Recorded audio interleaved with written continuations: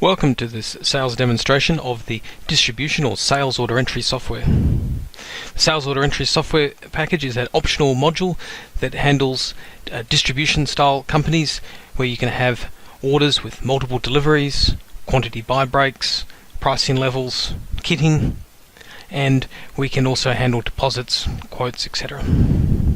In this video we're going to have a quick look through how to enter in a sales order, as well as some of the data that can be displayed for that. It gives us the option to mark the sale automatically as a quotation or as a one order.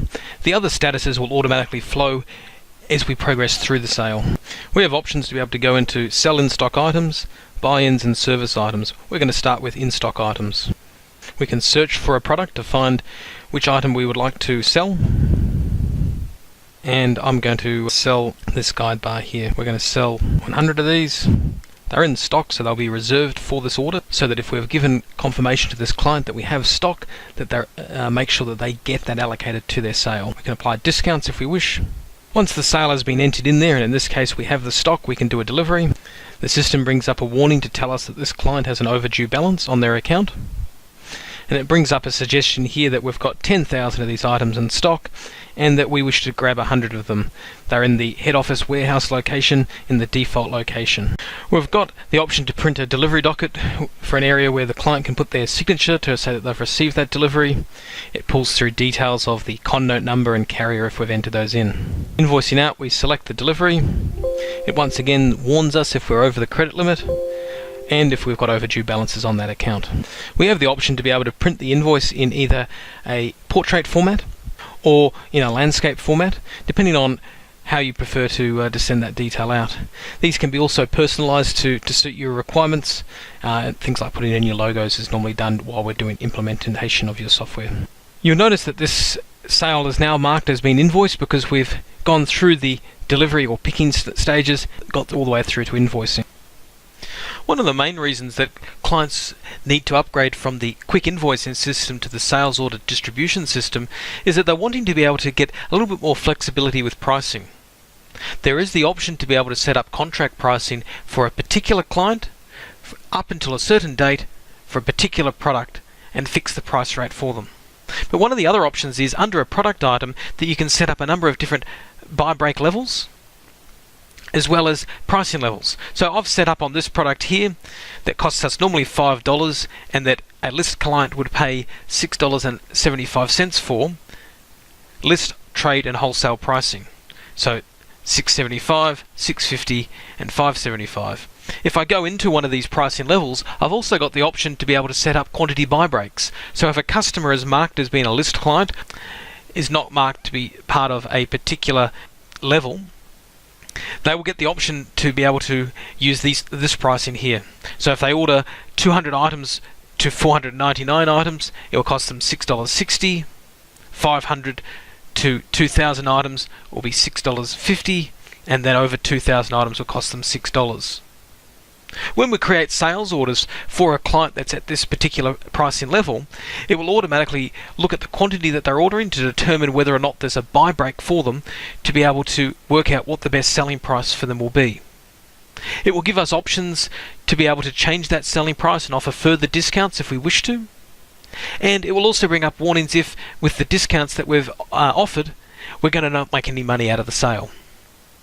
We have the same sort of information underneath the supplier database where we can look at the different supplier buy breaks as well. We do have some other options underneath the sales order distribution system. We've got links to buy-in items. This is where we might have an item that's not a standard product item already set up, but we do want to see some history and information and treat it as a material item within the system, so it creates a temporary item just for this sale. We've also got the option to be able to create service items. This is where we are wanting to sell something that might be a service or a product that we don't want to handle as a product through the system. So you can see here that we can select things like stationery or freight. Now, while we've got the option to be able to have freight on the delivery come through as a suggestion there, if we're wanting to have that freight display on the order confirmation or quotation, we'd need to add it in through this section. Under the quote confirmation screen, we've got the ability to be able to print a quotation to send out to the client, or an order confirmation to confirm the order once it has been won, or a pro forma invoice to send out to the client if we're wanting to get prepayment on the account before delivery and invoicing has been completed. There are options to be able to receive deposits under sales orders as well, and the sales order links through to all the other parts of the Interact system, both the accounting, purchasing and auto purchasing systems, manufacturing and import shipment software. Under a sales order, there are some optional modules that you can use as well. This time around I'm picking a product item that is a length or sheet product.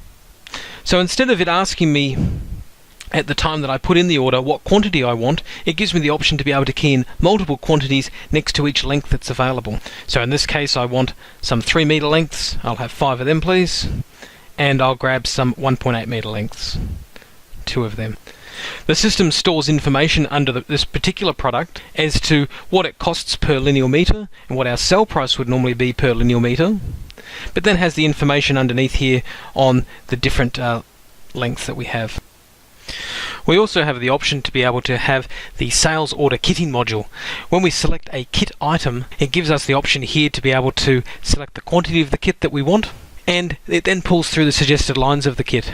The kit itself on the invoice will appear as one line with the total sales value that we've agreed for the kit, but the kit itself will be made up of other product items that are stored as product and stock items in your database. It will show those items on the required to purchase list as well as the delivery dockets and picking slips, but on invoicing we will see the item at the kit level.